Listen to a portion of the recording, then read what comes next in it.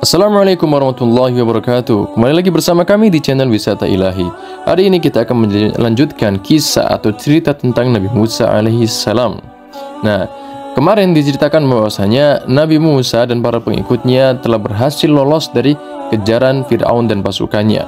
Dan sekarang Bani Israel mengikuti perjalanan mereka dan tibalah mereka di tepi sebelah timur. Ternyata mereka tidak mendapatkan air untuk minum. Maka mereka pun mengadukan urusan mereka kepada Musa sambil menggerutu dan minta air darinya. Sehingga Allah menyuruhnya memukul batu dengan tongkatnya. Ketika Musa memukulnya, memancarlah dari situ 12 mata air. Masing-masing suku dari mereka memilih mata air yang bisa mengenyangkan mereka. Tatkala mereka tiba di dataran semenanjung Sinai, matahari sangat terik. Tidak ada rumah untuk dihuni dan tidak ada pohon untuk berteduh di bawahnya. Mereka mengeluh kepada Musa atas kepayahan yang mereka alami. Maka Musa berdoa kepada Tuhannya sehingga Allah menggiring awan yang melindungi mereka dari panas matahari. Tatkala bekal mereka hampir habis, Musa memohon kepada Tuhannya sekali lagi untuk memberikan makanan. Maka Allah menurunkan kepada mereka manna dan salwa.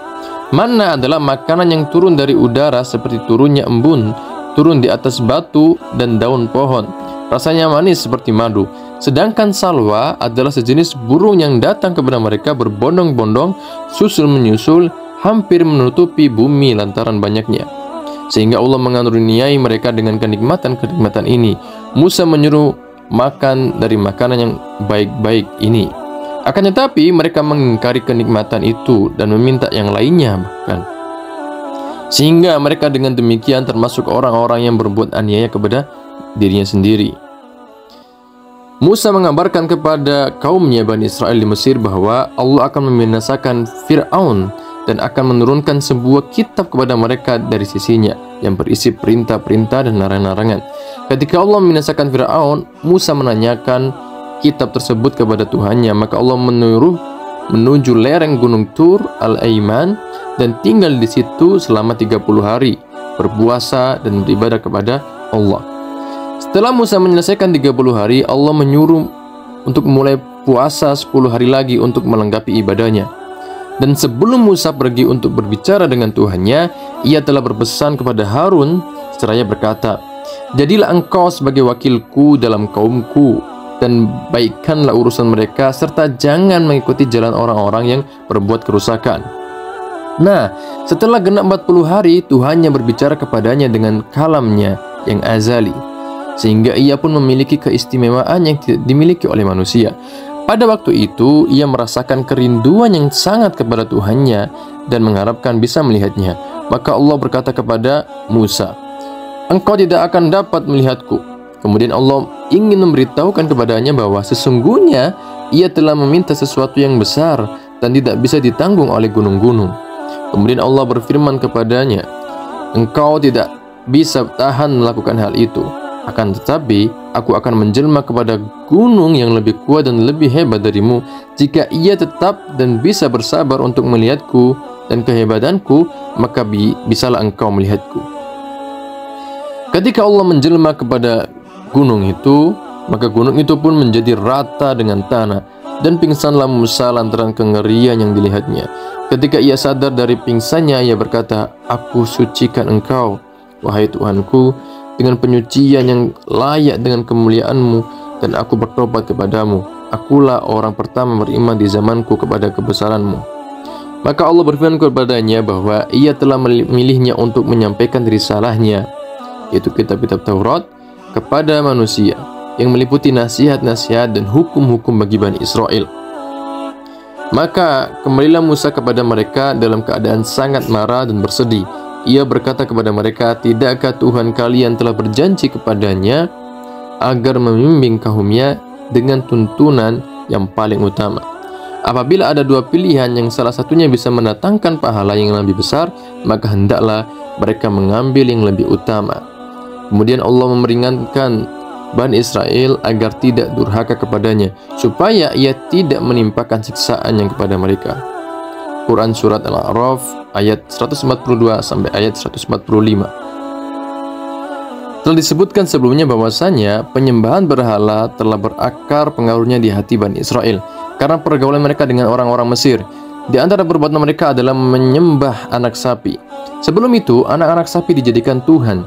Jika ada orang yang mati di Mesir, mereka membalsam dan menguburnya di kuburan khusus di daerah Sakora yang bernama Sarabium. Perbuatan ini dimanfaatkan oleh seorang laki-laki dari Bani Israel yang dinamakan Samiri oleh Al-Quran.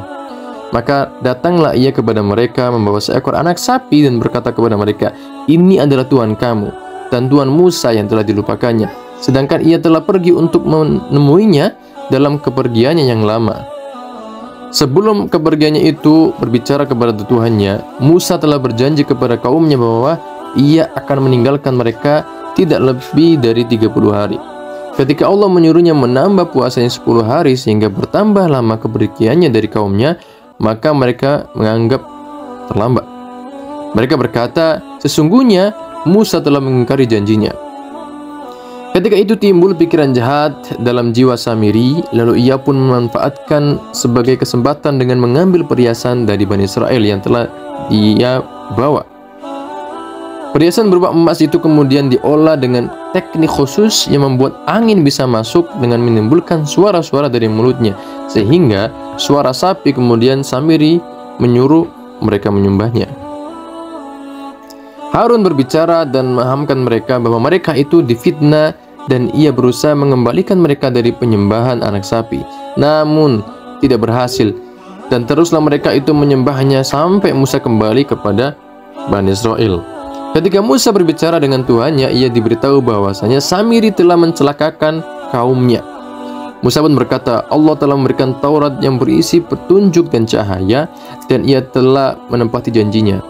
Ataukah kalian hendak melakukan perbuatan buruk yang menimbulkan kemarahan Tuhanmu, sehingga kalian mengingkari apa yang telah kalian janjikan kepada kami berupa ketepatan iman?" Mereka menjawab, "Kami tidak mengingkari janji kami kepadamu dengan pilihan dan kemauan kami. Akan tetapi Samiri telah menyesatkan dan mengulik pendapat kami. Samiri berkata kepada kami, sesungguhnya emas yang kami miliki dan kami ambil dari orang-orang Mesir telah membuat mereka marah. Dan itu merupakan dosa yang kita pikul karena menunda kepulanganmu kepada kami.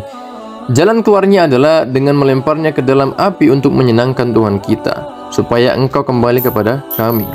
Maka kami percaya kepadanya, kemudian melemparkan perhiasan-perhiasan yang ada dan mengeluarkan perhiasan itu dalam bentuk patung anak lembu. Selanjutnya Samiri berkata kepada kami, "Ini adalah Tuhan kamu yang patut kamu sembah, dan ia adalah Tuhan Musa yang dilalaikannya dan dicarinya di Tiur." Alangkah dungunya akal kaum ini, tidakkah mereka lihat bahwa patung ini tidak bisa memberi manfaat dan bahaya, serta tidak dapat menjawab omongan mereka, karena ia adalah benda mati yang bisu.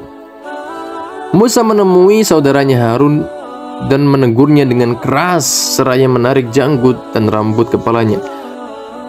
"Apakah yang menghalangimu ketika engkau melihat kaummu dalam keadaan terfitnah dan menyembah anak sapi untuk mengikuti aku dan pergi kepadaku mengabarkan keadaan mereka?"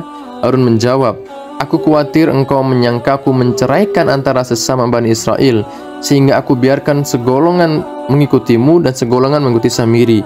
Dan aku khawatir engkau akan berkata kepadaku, sesungguhnya aku telah meninggalkan mereka, sedang engkau telah menyuruhku tinggal bersama mereka. Maka aku tunggu sampai engkau kembali." Kemudian Musa mendatangi Samiri dan mengancamnya dengan keras, karena dialah yang menyebabkan kesesatan mereka. Maka Samiri menjawab, "Aku mengetahui apa yang tidak diketahui seorang pun, bahwa engkau tidak berada dalam kebenaran, sedangkan aku mengikuti dan menganut sedikit ajaranmu. Kemudian aku kembali menyembah anak sapi. Demikian kata hatiku, dan itulah yang baik baginya, maka aku pun melakukannya." Ketika itu berkatalah Musa kepada Samiri, "Pergilah, sesungguhnya Allah menghukummu dengan perkataanmu selama hidupmu, tiada sentuhan."